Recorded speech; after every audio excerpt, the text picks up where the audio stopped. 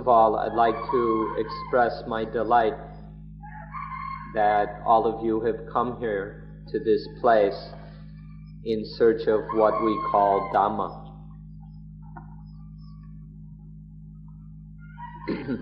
Let's take a little time to consider a few miscellaneous matters, such as the fact that we're using this world of 5 a.m. And then the fact that you must walk here from the meditation center, which is a distance of about 2 kilometers. The world of 5 a.m.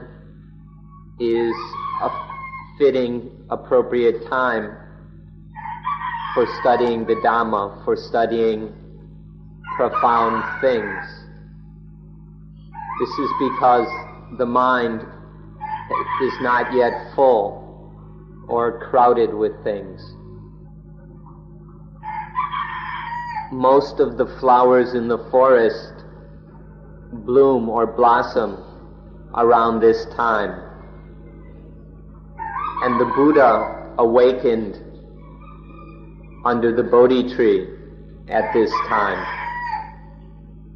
There are certain things about this time of day that are fitting for a blossoming, a waking up to the way things are, to seeing things as they really are. The mind is free or void. At this time, the mind hasn't yet been cluttered with all kinds of things, and so it's able to receive a great deal of new information and experience. Unlike the mind of, say, the late morning or the afternoon, which is no longer void or free, but is all cluttered up with extra and too much stuff. So it's important to know how to use this time when the mind is void, free, and when it's fit for understanding things deeply. So please try to make the most of this hour, this time at 5 a.m. This is an ancient tradition in Buddhism. The monks and novices wake up at least this early in order to use this special time of day to study Dhamma, to see things fresh and new in ways they haven't seen before. This is an old tradition in Buddhism to make use of the world of 5 a.m.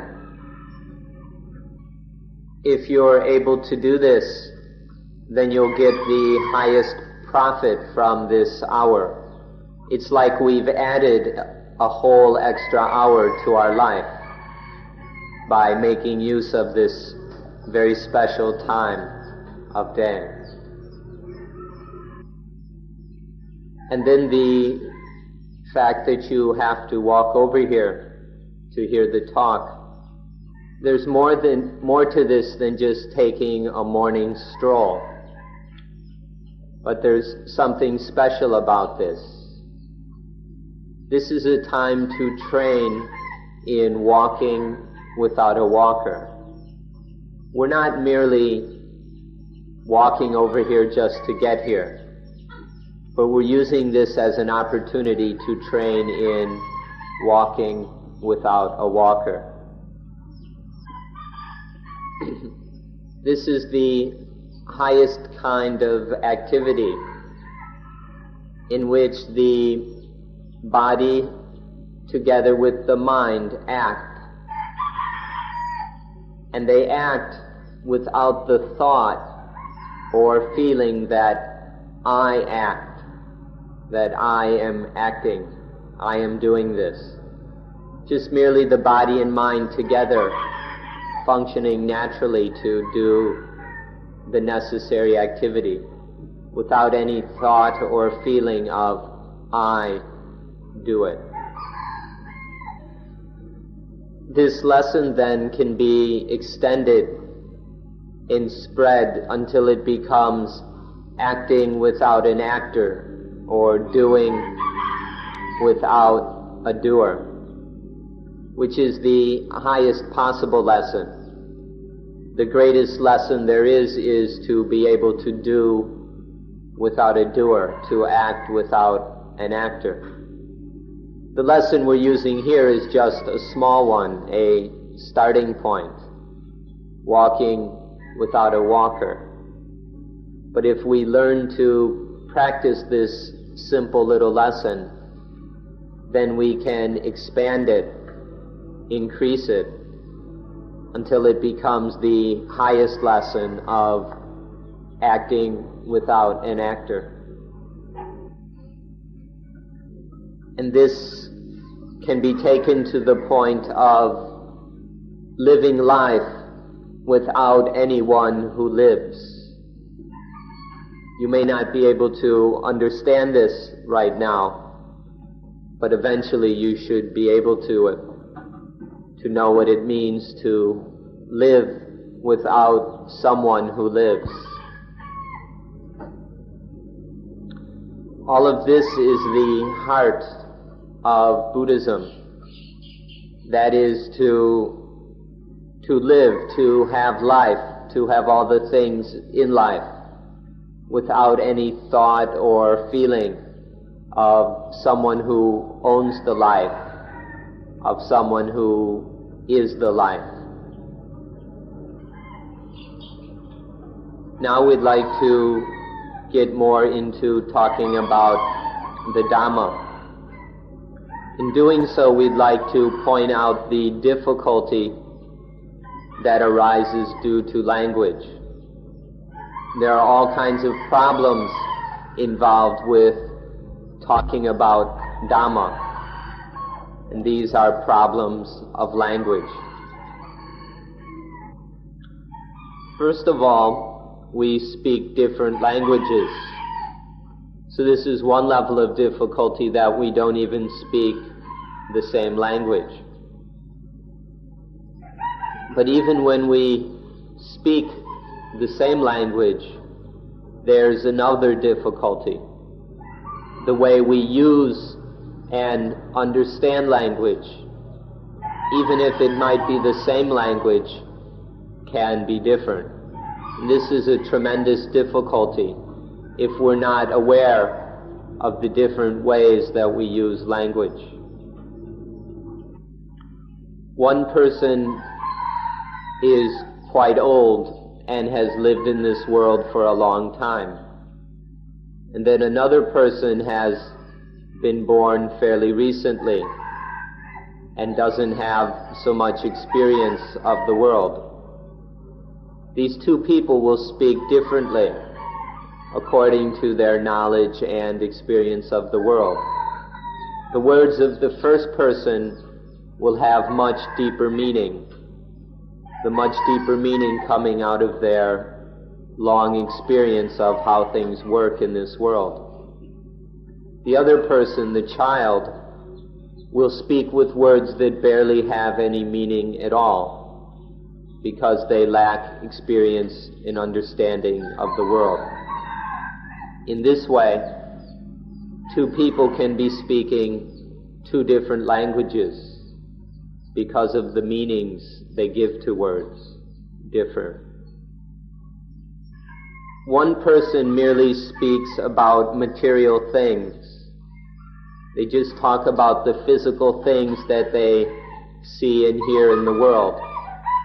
They take these physical things according to their appearances and speak in only that way. Another person, however, has had much more experience of the world and speaks instead about the deeper meanings of material things. They've seen beyond the surfaces of things to their deeper meanings and then speak accordingly. So one person speaks what we call people language, the language of ordinary people, which deals primarily with physical, material things. And another person speaks what we call Dhamma language, the language of the meaning of things. We have great difficulties because we don't understand and are unaware of these two kinds of language. The mind of the ordinary person is quite low. Most people live on a rather low level, a level of life in which the mind is always under the power of the positive and negative, when the mind is constantly influenced and trapped within the positive and the negative. And so these ordinary people speak in a certain way, according to their slavery to positive and negative. But then there's another kind of person in this world, the noble ones, those whose minds are freed from the positive and negative, those whose minds are beyond, above all meaning of positive and negative. And they speak in a different way. So there are these two kinds of understanding and speaking in this world. The kind of language which is still trapped within positive and negative, and then the language which is free of, beyond all positive and negative. This is the highest level of people language on one hand and Dhamma language on the other. Now what's strange about this business is that each of us must use both kinds of language. You can't avoid speaking both kinds of language. In ordinary situations, when we have some material purpose, then we speak the ordinary people language. But at other times when we have a higher purpose, when we're seeking the profound meaning of things, then we must speak in Dhamma language. We can't avoid it. Sometimes we speak in the ordinary language of people in the street, and other times we use the language of Dhamma. For example, take the word God. In people language, we use the word God to mean some person with great powers and who has feelings and even an appearance like a person. But when we speak of God in Dhamma language, we're speaking about something that can't be described. It can't be pictured in anthropomorphic terms. So we use both kinds of language, but the meanings are totally different. Now when we talk about Dhamma, it's necessary that we speak in Dhamma language. And this is the difficulty for most people. Most people aren't very familiar with Dhamma language, and so it's difficult for them to understand. Therefore, it's necessary to study both of these kinds of language until we're very experienced with and familiar with both of them. The material language or people language, and then the spiritual language or Dhamma language. To understand Dhamma, we need to understand both of these kinds of language. Otherwise, we'll be constantly misunderstanding things. Now, what we call Dhamma has both a material side and a mental or spiritual side. Therefore, we need to examine and study Dhamma on both sides, in both aspects. So we speak about Dhamma in the ordinary people language, in the material way of speaking. And then we speak about Dhamma in Dhamma language, in the mental or spiritual way of speaking. In order to understand Dhamma fully, we must discuss it in both kinds of language. One thing you should know is a particular amazing thing about the word Dhamma. The word Dhamma applies to everything. Everything, whether mental or physical. No matter how refined or how coarse, how superficial or how profound. All things are included when we speak of Dhamma. There's nothing that doesn't fit under the term Dhamma. So one marvelous thing about the word Dhamma is that Dhamma means everything. All things are included in Dhamma. So there are what we call Rupa Dhammas, material things, physical things, especially our bodies in the material world.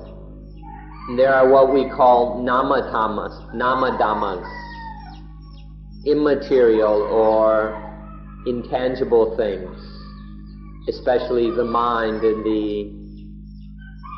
the mind's activities. But then there is something which is neither Rupa Dhamma or Nama Dhamma. It's neither physical nor mental. So there are three kinds of things: the physical, the mental, and that which is neither physical nor mental. Even so, all kinds of things, all of the things which fit in these three categories, and there's nothing which doesn't fit into one of these categories. All three of them are all Dhamma. And then we can talk about existence and non-existence, and that which neither exists nor does not exist. I don't know if you can understand this, but there's what people call existence, and then what they call non-existence, and that which you can't really say whether it exists or not exists. There's no relevance in speaking about it in terms of existence or non-existence. These three terms cover everything: existence, bhava; non-existence, abhava; and then that which neither is bhava or abhava. But all three of these are still all Dhamma. Dhamma includes them all. Another amazing thing about this word Dhamma is that it is the answer to all questions and all problems. There isn't a question or problem anywhere that can't be answered with the word Dhamma. For example, the question, where do we come from? We come from Dhamma. Why do we change? Because of Dhamma. Why do we die? Because of Dhamma. Or questions like, where does the universe come from? It comes out of Dhamma. And why will the universe break up and disappear? Because of Dhamma. There's not one question or problem that can't be answered with the word Dhamma.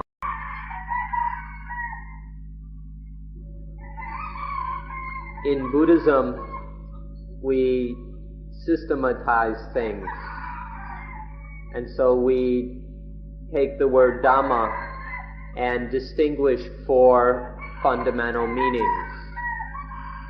The first of these meanings is nature. Dhamma means nature. The second meaning of Dhamma is law. The law that is inherent in all nature, in all natures. The third meaning is duty. The duty that needs to be done according to the law of nature. And then the fourth meaning is fruits or results. The results that come from doing that duty according to the law of nature. These are the four fundamental meanings of the word Dhamma. Nature, the law of nature, the duty that must be done according to that law of nature, and the fruits of doing that duty.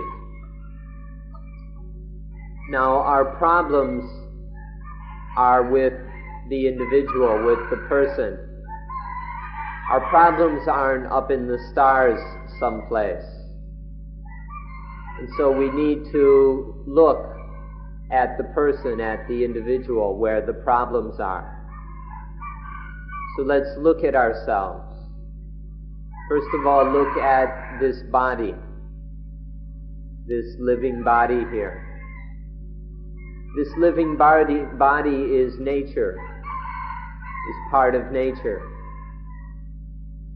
And then all the time, constantly, this body is changing and functioning according to the law of nature. Although we may not be aware of it, this body is always under the control, forced to submit to the law of nature. And then, which is the duty of this body. And then there is also the results, the fruits of doing that duty. So long as this body naturally, even unconsciously, does its duty, then certain fruits will arrive. So first of all, we need to see all meanings of the word Dhamma right here in this living body. We can examine all four of these meanings right here, right now, right in our own bodies. These physical realities are just nature. And then all the time, they're under the control of the law of nature. The creation of these bodies is due to the law of nature. The fact that they will end, break up, and disappear is due to the law of nature. The fact of their constant change is because of the law of nature. The law of nature is the equivalent of God, or has the meaning of God, that which creates, destroys, changes, maintains things. This fact or meaning of the law of nature can be seen right here and now within the very natures of these bodies. And then there is the duty. In each moment there is the duty, that which needs to be done according to the law of nature. When the law of nature is as it is, then there is always some duty or responsibility which is required. And by doing that duty, there arise certain fruits. That this body can maintain itself, can stay alive, are due to the fruits of doing that duty according to the law of nature. So look and see all four meanings, all four of these meanings inside the body, and then you will understand the word Dhamma. Another amazing thing about the word Dhamma is that it can't be translated into any other language. The word Dhamma is a very ancient Indian word. When there were first certain people who understood Dhamma, then they used this word in their ancient Indian language. And since then, no one has been able to translate this word properly. We heard that when knowledge of Buddhism first came to England, the various linguists and scholars who were translating things into English thought of 38 different translations for the word Dhamma. They had 38 different words, and still they weren't finished. They hadn't covered all the meanings of Dhamma, and so they gave up. They recognized that it's impossible to translate the word Dhamma. We just have to use the original word. This is what is done in Thai, Chinese, and many other languages. We just use the original term Dhamma or Dhamma rather than translating it. Now the question arises, of these different meanings of the word Dhamma, which one are we going to use when we talk with people? When we're talking, which meaning of Dhamma are we using? Especially when we talk with ordinary people, people who haven't studied this very much, or when we speak with children, which meaning are we going to use? In this case, the best thing to do is to use the third meaning. The first meaning is nature. The second meaning is the law of nature. The third meaning is the duty according to the law of nature. This is the meaning we should use when speaking with ordinary people and with children.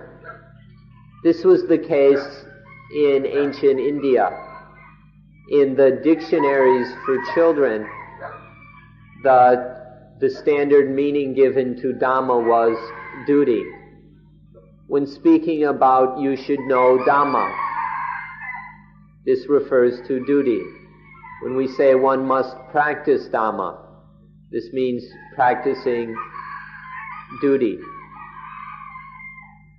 So, when we speak in an ordinary way with ordinary people, it's best, it's safest to use Dhamma in the sense of the third meaning, in terms of duty. So the most important or basic meaning of the word Dhamma is the duty that will save us, the duty that is necessary for survival. If we study the roots of this ancient Indian word, we'll find that the root of Dhamma is to uphold. The root of it means to uphold, to protect, maintain, or to cherish. To uphold or to cherish is the meaning of Dhamma. This is exactly what duty means. The duty that must be upheld. If we don't uphold it, then we will die.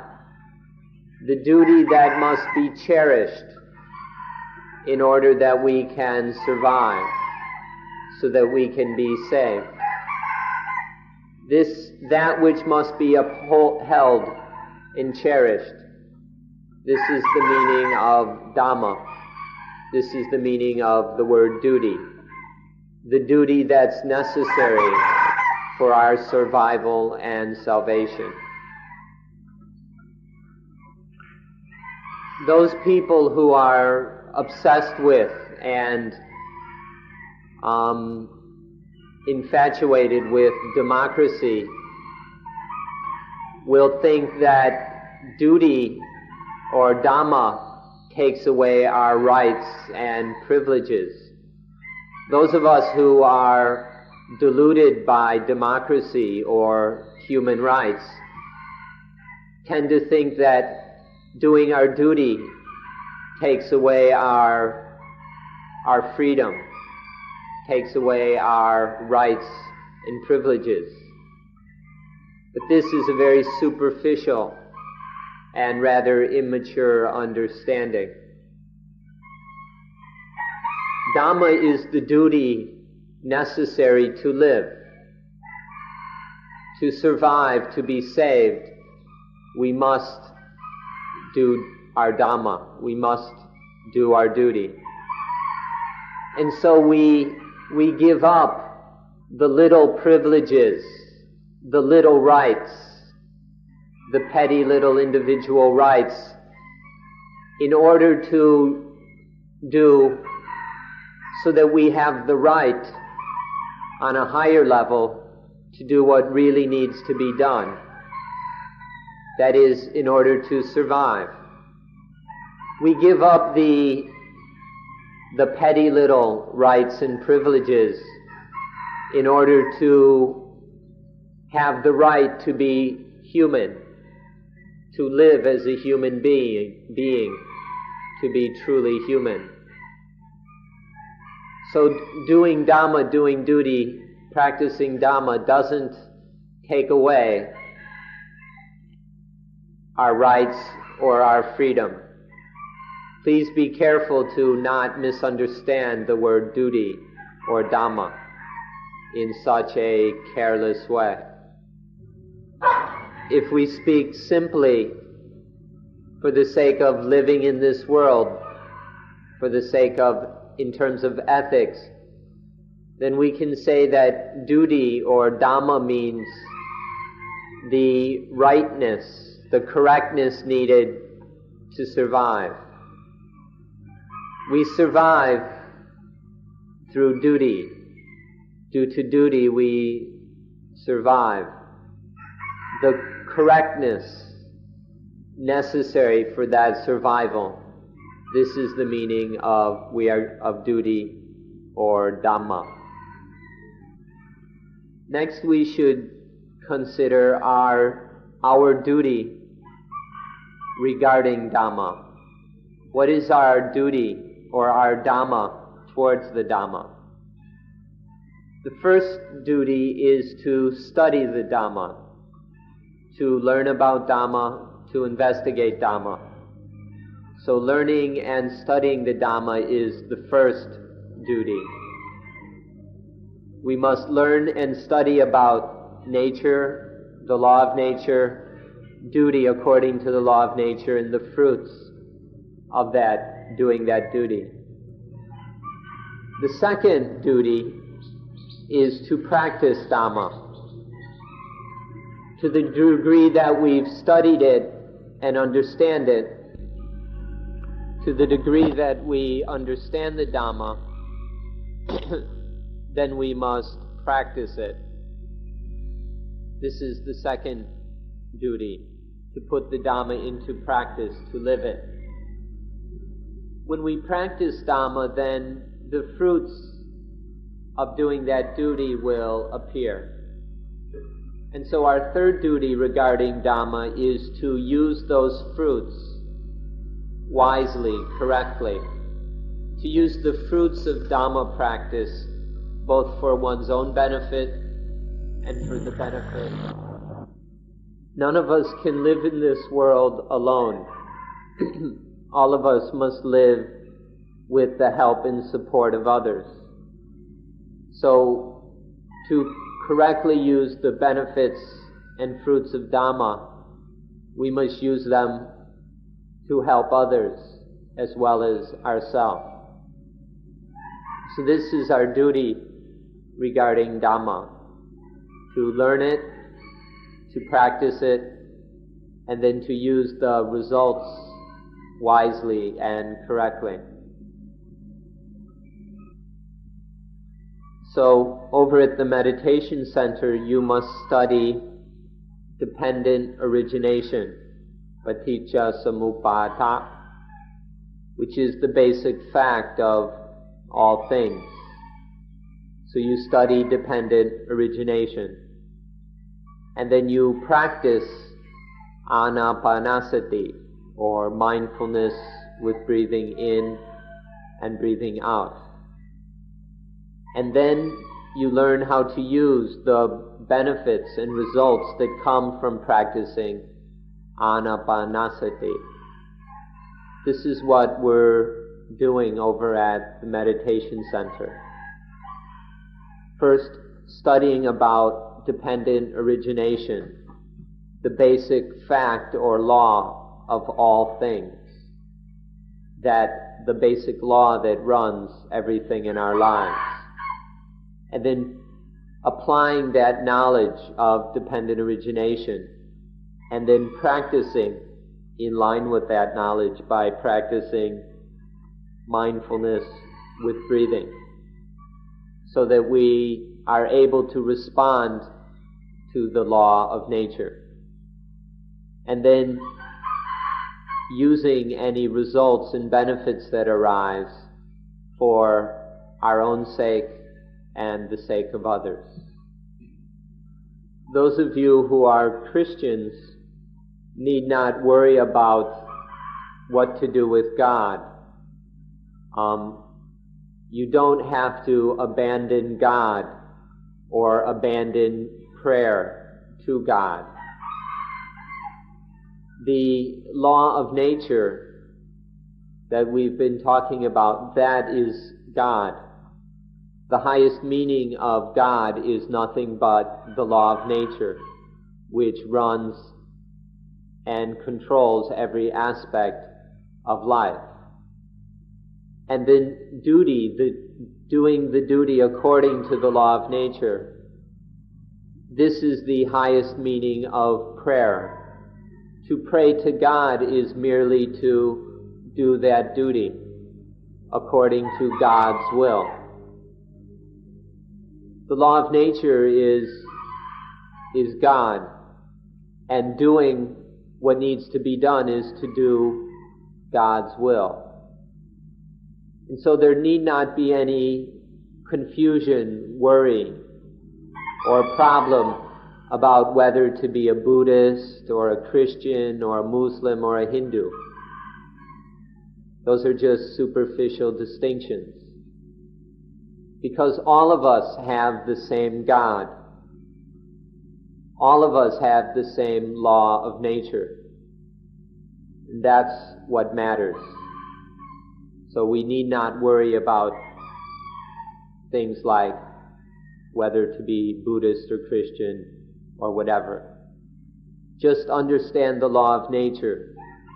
Just recognize God's will and pray to God by doing the duty according to the law of nature. Whether you call it Dhamma or God isn't so important. Forgive us for insisting, but every religion, in fact every culture, has a God. There isn't any exception. Every religion and every culture has a God. But Western scholars have taken it upon themselves to decide which religions have a God and which don't. They've gone and said, well, this one has a God and that one doesn't. Unfortunately, these arrogant scholars don't know what they're talking about. They don't even understand the meaning of the word God. Their eyes are closed so tight. The meaning of the word God is the highest thing that needs to be obeyed, that highest thing which must be obeyed.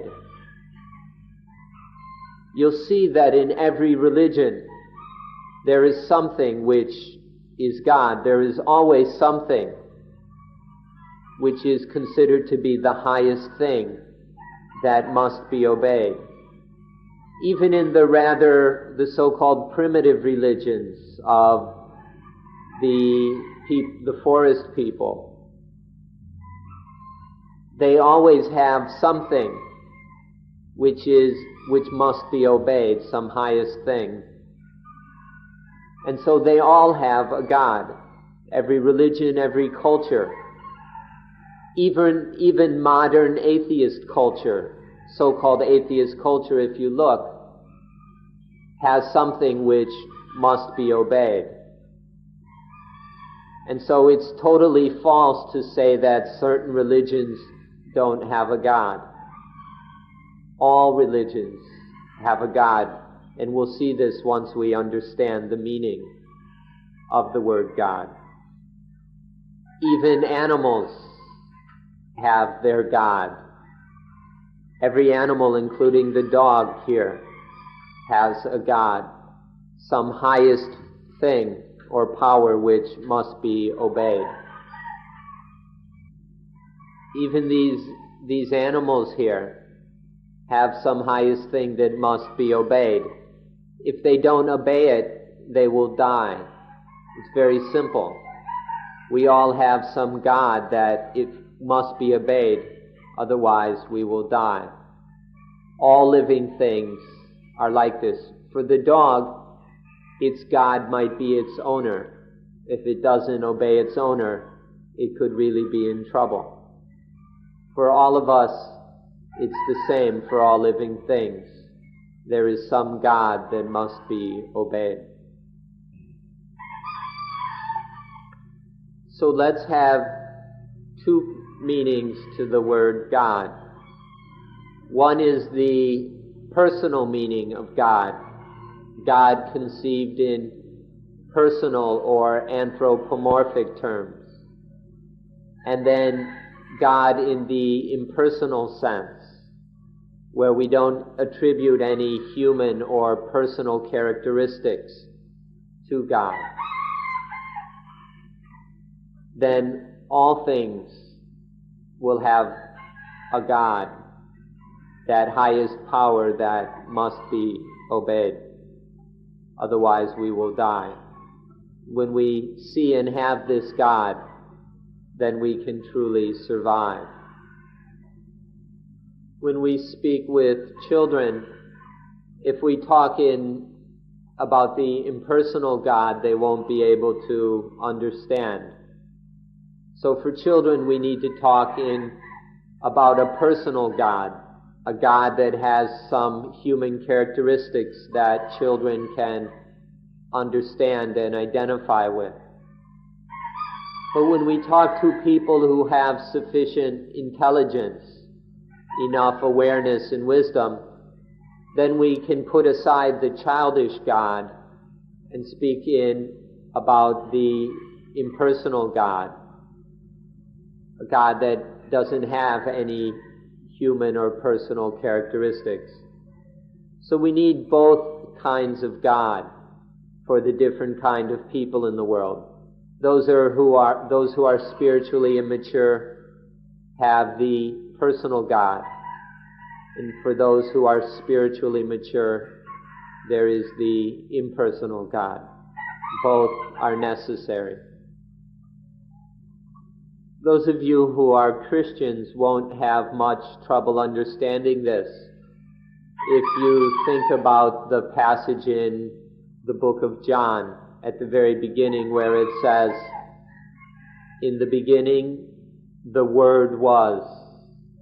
When it speaks of the Word or the Logos, this means nothing else but the law. What other meaning could the Word have than the law? The law is God. The law was with God.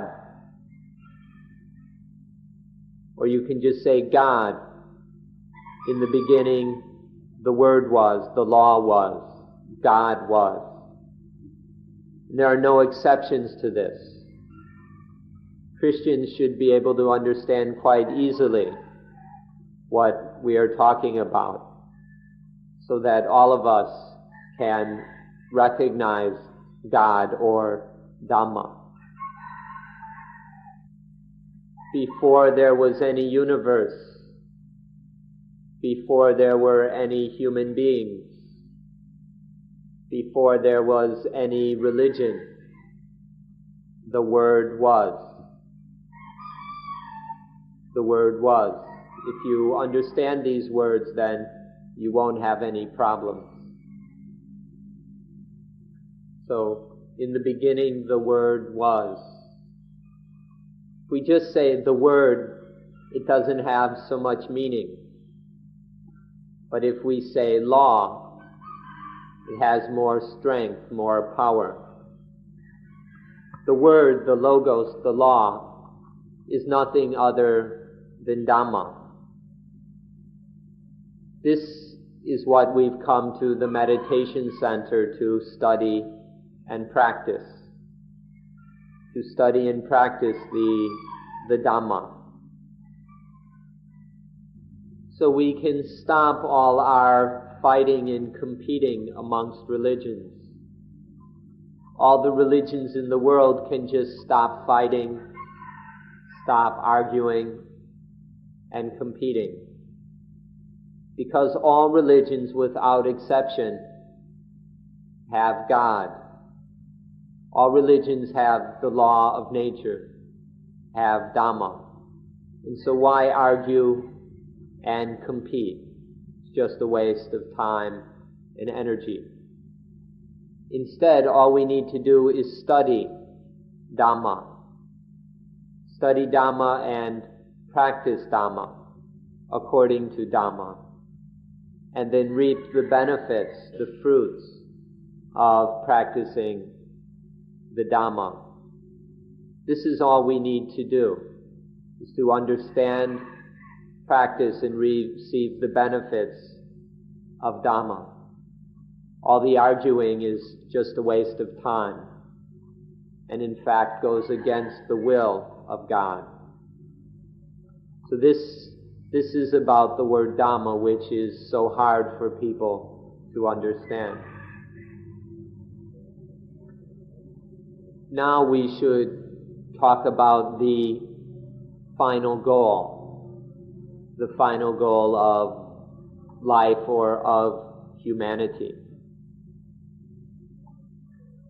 Christians like to speak of entering the kingdom of God, going to live with God, dwelling in the kingdom of God eternally.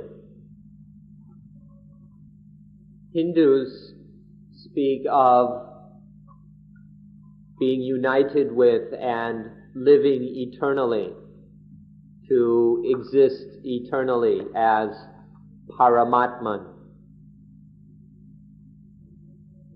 But Buddhists are a little different.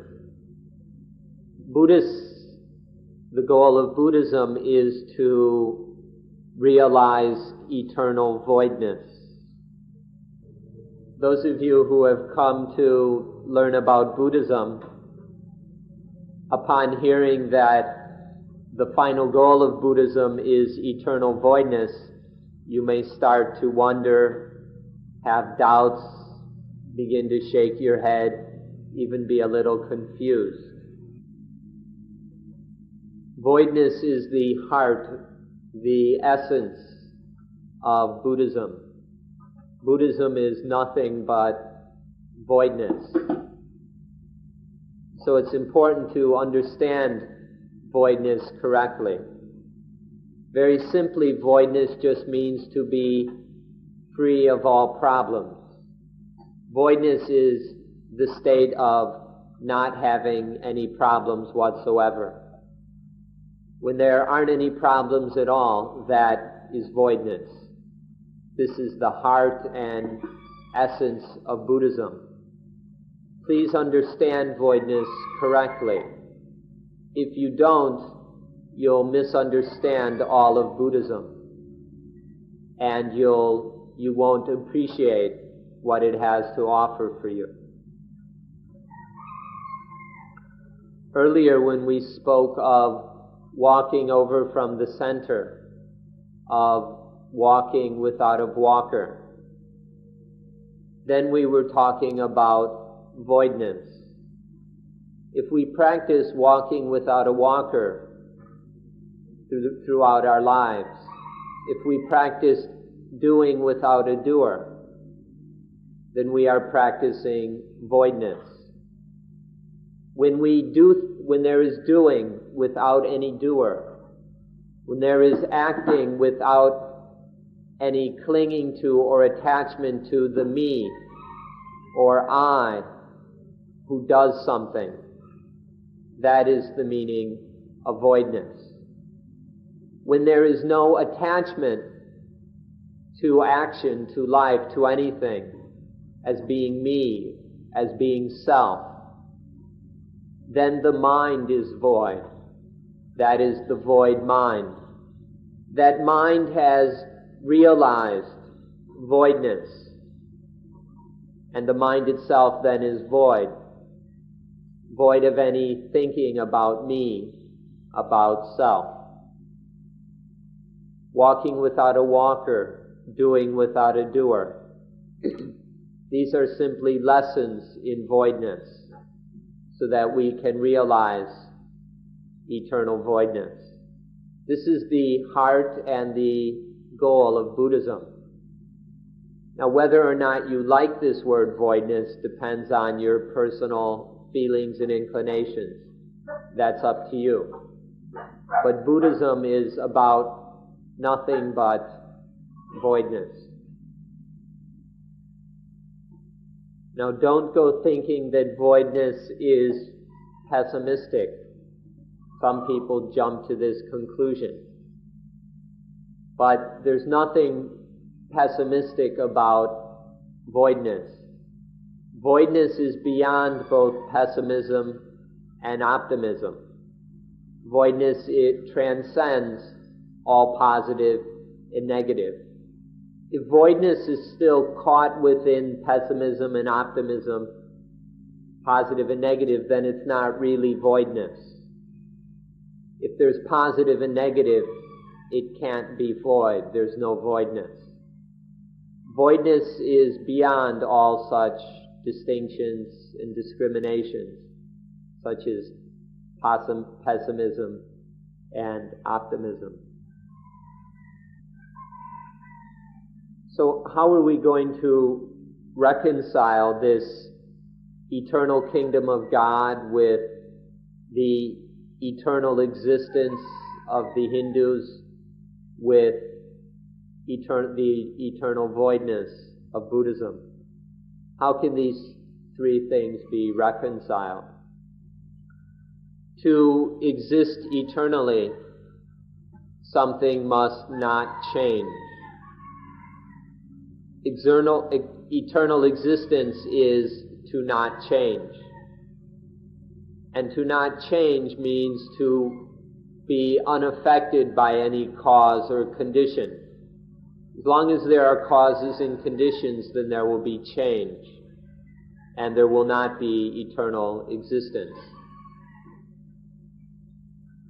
Voidness is beyond all causes and conditions. Voidness has no causes and conditions. So, voidness does not change. So you can speak of voidness as existing eternally. God can't be anything. God cannot exist as this or as that. To picture God in a certain way, as looking like this or having a certain form or appearance, is impossible. To describe God, to give attributes to God, is impossible. Of course, people try to do this, but this is just to draw pictures for children, to draw a picture of God looking like a human being. This is solely for children who lack any real experience or intelligence. But the true God real God is beyond any such forms, appearances, pictures, and descriptions. And so God is also void. God is void of all such things. You can't say that God is this or God is that. Therefore, God is void of all kinds of being, of all kinds of existence. This is the eternal God, which is no different than eternal voidness. You've probably heard the words that if you see God, you must die. You remember back to the story of Moses and the burning bush, where God hides behind the burning bush. There are the words that if you see God, you will die. The meaning of this is extremely profound.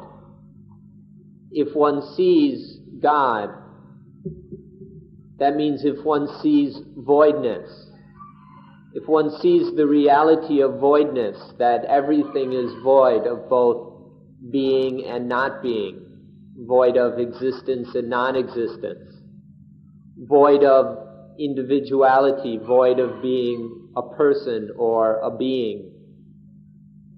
When you see this, when there is the seeing of this voidness,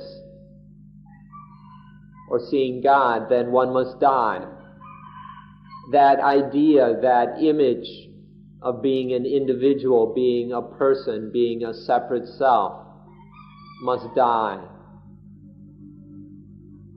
This is very profound. This will help you to understand how eternal voidness, eternal life, and eternal God are all the same thing. Now we should look at the final goal of life as it applies to our lives, as it concerns our lives today.